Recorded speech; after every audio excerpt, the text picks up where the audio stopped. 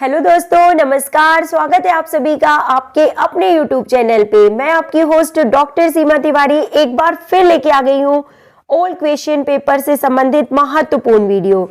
जी हाँ दोस्तों, old question paper solve करना आपको बहुत जरूरी है क्योंकि आगामी सभी प्रतियोगी परीक्षाओं में आपको इन ओल्ड क्वेश्चन पेपर से क्वेश्चंस देखने के लिए जरूर मिलेंगे। तो शुरू करते हैं हम क्वेश्चन नंबर 79 से। And the question is asking that सूची फर्स्ट को सूची सेकेंड से मिलान कीजिए, जिसमें कि कुछ खिलाड़ियों के बारे में बताया गया है और जो सूची सेकेंड है उसमें उच्च स्तरीय खेल प्रदर्शन के लिए वांछनीय आसन यानी कि जो पोस्चर होते हैं उनसे रिलेटेड यहाँ पे स्टेटमेंट्स दिए हुए हैं। तो आपको सही मिलान करना है। एंड देखिए यहाँ पे करेक्ट आंसर क्या है, हम आपको बता देते हैं कि सही मिलान क्या होगा।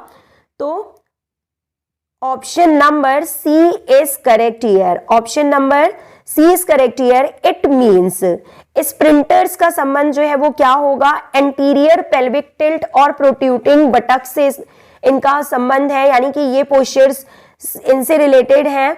देन महिला जिम्नास्ट का जो संबंध है वो किस तरह के पोस्चर से है, यानी कि वांछनीय आसन से है, तो एंटीरियर पेल्विक टिल्ट और लार्डोसिस से है। देन रैकेट स्पोर्ट्स का संबंध जो है वो इनवर्टेड फीट से है। एंड रोइंग एंड कैनोइंग का संबंध जो है वो ऑप्शन नंबर 2 यानी कि राउंड बैक से है। तो ये यहाँ पे सही मिलान है। Let's move to next question and it is asking, देखिए मसल्स से रिलेटेड क्वेश्चन है तो इसे हम इंग्लिश में ही सॉल्व करते हुए चलते हैं क्योंकि मसल्स के नाम जो है आपको इंग्लिश में थोड़ा ज्यादा अच्छे से समझ में आते हैं दोस्तों। तो क्वेश्चन इज आस्किंग कि लिस्ट फर्स्ट को लिस्ट सेकेंड से आपको मिलान करना है और लिस्ट फर्स्ट में आपको मसल्स के नाम दिए हुए हैं और लिस्ट सेकेंड में प्रॉक्सिमल अटैचमेंट के नाम दिए हुए हैं, तो कि वो किस लोकेशन पे अटैच होती हैं या पाई जाती हैं। तो क्या है, देखिए करेक्ट आंसर यहाँ पे option number C is correct here. It means rectus femoris का जो मतलब है वो किससे है, रेक्टस फेमोरिस का संबंध किससे है, तो एंटीरियर इंफीरियर इलियक स्पाइन से रिलेटेड है रेक्टस फेमोरिस। सार्टोरियस जो कि सबसे लंबी मसल के रूप में हम मानव शरीर में जानी जाती है, तो इसका संबंध जो है वो किससे है, लेटरल इशियल फ्यूब्रोसिटी से इसका संबंध है। बाइसेप्स फेमोरिस लॉन्ग हेड, इसका संबंध जो है वो option number 1 means anterior superior iliac spine से है। और जो सेमी टेंडिनोसस यानी कि ऑप्शन नंबर डी यहाँ पे दिया हुआ है, इसका जो संबंध है वो मीडियल इशियल ट्यूब्रोसिटी से है। ओके, तो हिंदी में भी हम आपको एक क्वेश्चन यहाँ पे दिखा देते हैं और आप इसको सॉल्व कर सकते हैं। Option number C means 3 is correct here. Okay, now the next question is asking सूची फर्स्ट को सूची सेकेंड से मिलान करना है, देखिए। And the correct answer is again option number 3 means C. तो देखिए सूची फर्स्ट में यहाँ पे जो दिया हुआ है नंबर 1 पे, that is ATP adenosine triphosphate, जिसे एनर्जी करेंसी के रूप में जाना जाता है। It is related to power और स्ट्रेंथ यानी कि बल या शक्ति से इसका संबंध है। ATP plus PC plus lactic acid is related to anaerobic capacity. Anaerobic capacity से इसका संबंध है क्योंकि लैक्टिक एसिड देखिए आपको मालूम है कि कहां पे बनता है, जहां पे ऑक्सीजन की कमी हो जाती है, यानी कि एनारोबिक कैपेसिटी की बात की जा रही है। ATP plus PC means third number जो है इसका संबंध किससे है, तो सतत शक्ति से इसका संबंध है। And last number electron transport oxidative phosphorylation is related to aerobic capacity. तो option number 3 is correct here.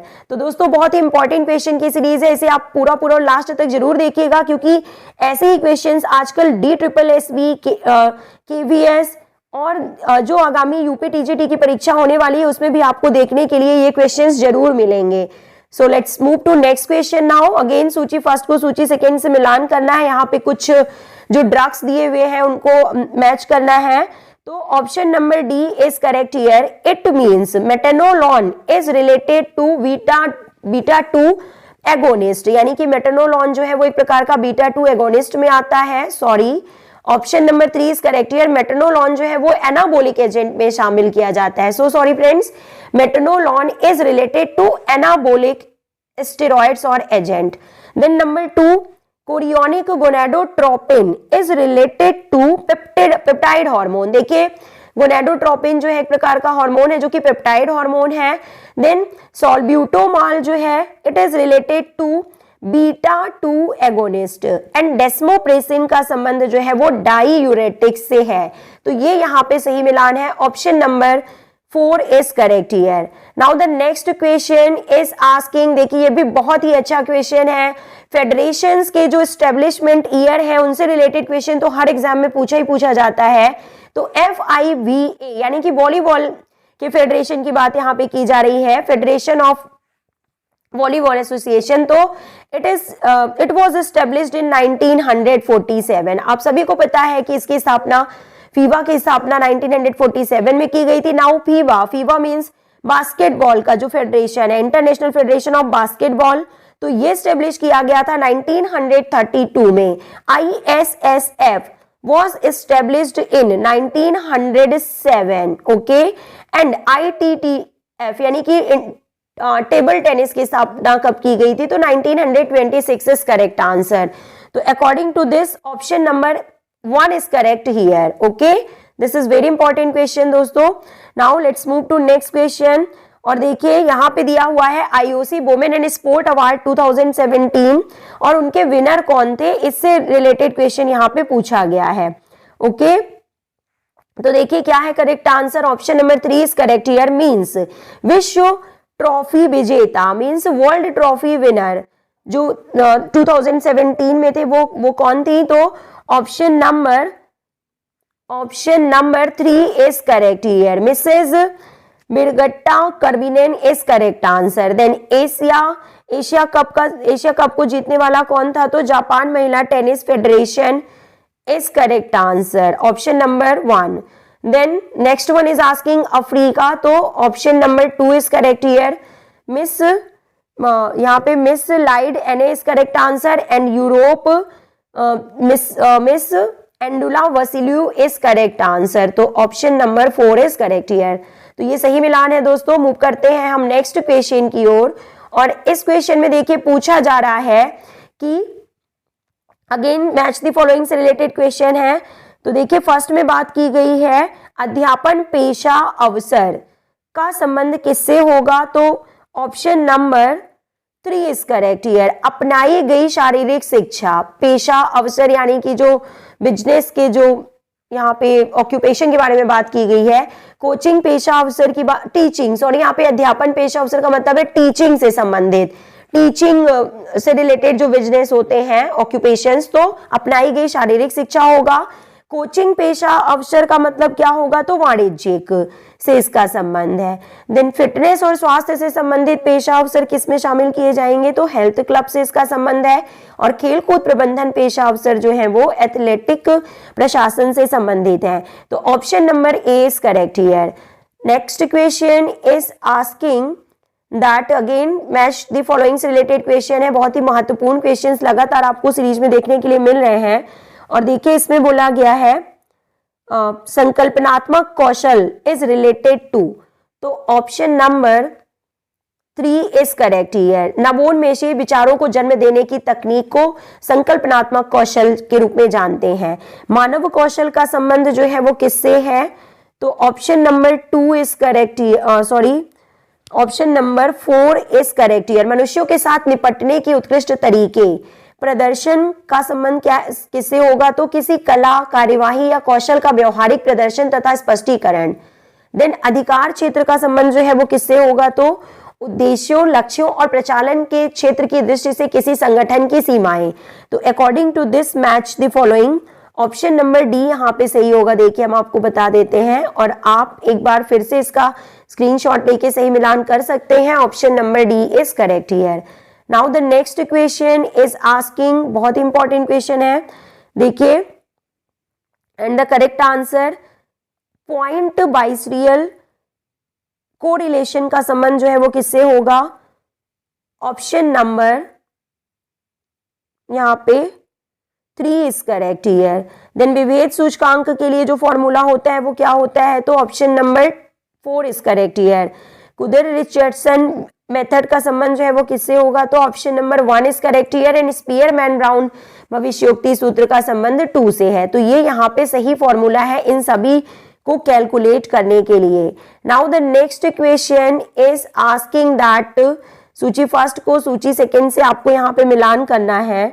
And the correct answer is option number D. Okay, और देखिए क्या है सही मिलान यहाँ पे, seal crawl is related to global शारीरिक स्वस्थता परीक्षण। बेबी हडल्स का संबंध जो है वो किससे है, तो न्यूटन गामक योग्यता परीक्षण से है। Agility tyre run is related to perceptual motor obstacle course. And tunnel crawl is related to Fisher motor प्रदर्शन परीक्षण। तो ये यहाँ पे सही मिलान है। Now the next question is asking that वैज्ञानिक कदाचार इज रिलेटेड टू, तो option number 3 is correct here. वैज्ञानिक कदाचार इज रिलेटेड टू प्रतिबंध। वैज्ञानिक गलतियों को किससे मिलाएंगे, तो स्पष्ट से। गैर प्रकाशन आंकड़े का संबंध जो है वो किससे है, तो 4th नंबर फर्जी आंकड़े से। और साहित्यिक चोरी जो है उसका संबंध जो है वो उपचारात्मक कार्यकलाप से होगा। तो according to this option number 3 is correct here. Let's move to next question of the series and very important question is on the screen. देखिए ये क्वेश्चन कई बार बहुत से प्रतियोगी परीक्षाओं में ऑलरेडी पूछा जा चुका है कि लाइफ स्टाइल यानी कि जीवन शैली का संबंध किससे है, तो बार बार वजन वृद्धि। देन असंतोषप्रद नौकरी, इसका संबंध किससे होगा, तो पर्यावरण। देन प्रशिक्षण में प्रमुख त्रुटियां यानी कि नाड़ी स्पंदन का धीमी गति से सामान्य होना। और कायिक कार्यात्मक लक्षण मीन्स एक ही प्रकार के प्रशिक्षण साधनों का अत्यधिक प्रयोग। तो option number 3 is correct here. Now the next question is asking that निर्बलता को दूर करना और स्वास्थ्य लाभ तथा विश्राम प्रदान करना, इट इज रिलेटेड टू मध्य चक्र। पिछले प्रशिक्षण की अवस्था को पुनः प्राप्त करने का लक्ष्य करता है। तो किसमें शामिल किया जाता है इसे, ऑप्शन नंबर 4 यानी कि आरंभिक मध्य चक्र से इसका संबंध है। सर्वोच्च फॉर्म प्राप्त करने का लक्ष्य करता है। Option number 1 is correct here. पूर्व प्रतियोगिता मध्य चक्र और चयनित गति क्षमताओं और कौशलों का विकास, option number 2 is correct here. बुनियादी मध्य चक्र, it means option number 1 is correct here. तो दोस्तों थोड़े से क्वेश्चंस और बाकी हैं, तो वीडियो को पूरा और लास्ट तक जरूर देखिएगा। और देखिए सेलेनियम इज रिलेटेड टू मंद प्रतिरक्षा, option number 4।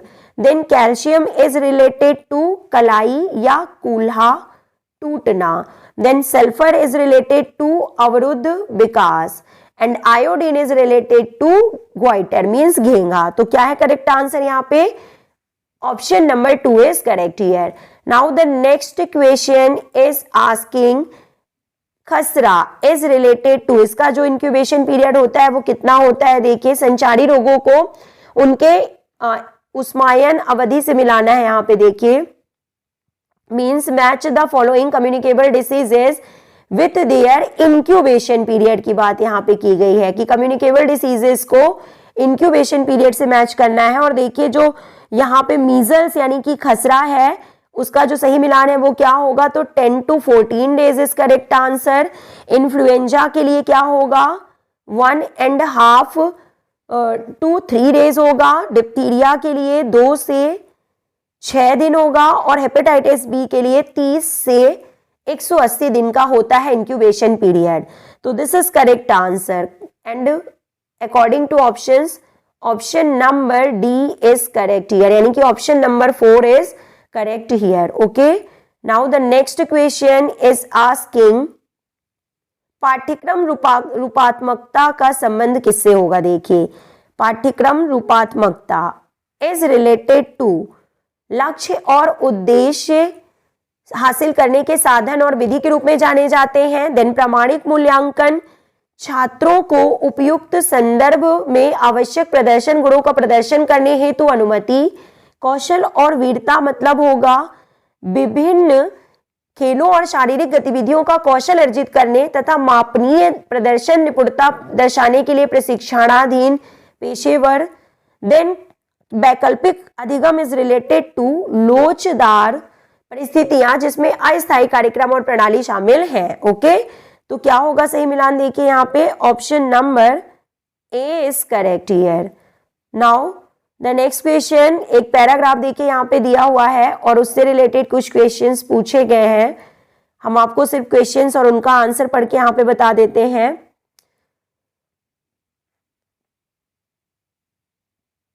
It is asking, question number 96 is asking, carbohydrate युक्त खाद्यों को उनके अंतर्ग्रहण, पाचन और अवशोषण के पश्चात शरीर की ग्लूकोज प्रतिक्रिया के आधार पर वर्गीकरण की विधि को किस रूप में जाना जाता है? और इसे जाना जाता है ग्लाइसेमिक इंडेक्स के रूप में। देन नेक्स्ट क्वेश्चन, अत्यधिक गहन और अत्यधिक लघु अवधि यानी कि 1 मिनट से भी कम कार्यकलाप में भाग लेने वाले एथलीट के लिए दैनिक कार्बोहाइड्रेट अनुशंसा कितनी है? तो option number A is correct here, 5 to 7 ग्राम पर किलोग्राम शरीर वजन। नेक्स्ट, कार्टिसोल जिसका स्त्राव एड्रिनल ग्रंथि से है, किससे उत्तेजित होकर मांसपेशियों के टूटने को कहा जाता है? तो option number C is correct here, proteolysis. इसे प्रोटियोलिसिस के रूप में जाना जाता है, यानी कि कार्टिसोल जो कि एड्रिनल ग्रंथि, एड्रिनल ग्लैंड से, जो कि किडनी के ऊपर पाई जाती है, किडनी में, तो एड्रिनल ग्रंथि से कार्टिसोल हार्मोन सिक्रीट होता है, तो ये उत्तेजित होकर मांसपेशियों के टूटने को स्टिमुलेट करता है। तो प्रोटीन के टूटने की प्रोसेस को क्या कहा जाता है, ये क्वेश्चन में पूछा गया है और इसे प्रोटियोलिसिस के रूप में जाना जाता है। Now the second last question of the series, second last question में पूछा गया है कि यकृत में एनालाइन अन्य अमीनो एसिड भी ग्लूकोज उत्पन्न करने के लिए पाइरुवेट में परिवर्तित हो सकता है, इस प्रक्रिया को क्या कहा जाता है? And it is related to gluconeogenesis. इसे ग्लूकोनियोजेनेसिस कहा जाता है, यानी कि पाइरुवेट में परिवर्तित होना, ग्लूकोज उत्पन्न करने के लिए पाइरुवेट में एनालाइन यानी कि एमिनो एसिड्स का पाइरुवेट में परिवर्तित होना ग्लूकोनियोजेनेसिस कहलाता है। Now the last question of the series and very important question of the series कि सहनशील एथलीट के लिए अनुशंसित दैनिक प्रोटीन अंतर्ग्रहण कितना होता है? And the correct answer option number 2, 1.2 से लेके 1.4 ग्राम पर किलोग्राम शरीर वजन। तो दोस्तों बहुत ही इंपॉर्टेंट क्वेश्चंस की सीरीज थी। अगर आपको किसी भी क्वेश्चन में डाउट है तो आप कमेंट बॉक्स में लिख के हमें बता सकते हैं और इस वीडियो को 2 to 3 टाइम्स जरूर देखें। ऐसे ही क्वेश्चंस आपको आगामी सभी प्रतियोगी परीक्षाओं में देखने के लिए जरूर मिलेंगे। मिलते हैं नेक्स्ट वीडियो में। Till then take care, good bye.